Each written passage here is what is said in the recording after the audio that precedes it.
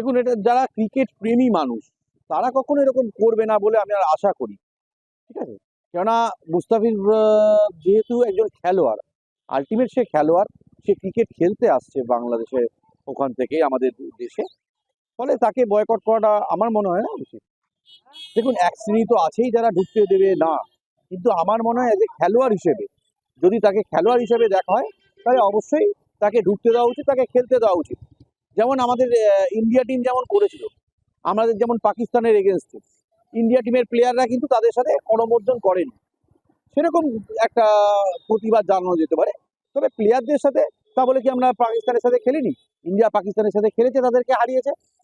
ফলে খেলার মাঠে খেলার সুলভ আলোচনা মানে আচরণ করাটাই মনে হয় বাঞ্ছনীয়। দেখুন, এটা তো একটা টি-20 বিশ্বকাপ, ওয়ার্ল্ড কাপে যে যে দেশ খেলার যোগ্যতা অর্জন করেছে তাদের অবশ্যই খেলতে দেওয়া উচিত বলে আমি মনে করি। কেননা সেটা একটা দেশের হয়ে প্রতিনিধিত্ব করছে, একটা ক্রিকেট দল প্রতিনিধিত্ব করছে। তার সাথে আমার মনে হয়, তবে অবশ্যই বাংলাদেশেও যে ঘটনাগুলো ঘটছে সেগুলোর কখনোই আমি তার ইয়ে করি না। সেগুলো অবশ্যই নিন্দনীয় ঘটনা, তার প্রতিবাদ অবশ্যই করতে হবে, কিন্তু সেটা খেলার মধ্য দিয়ে নয়।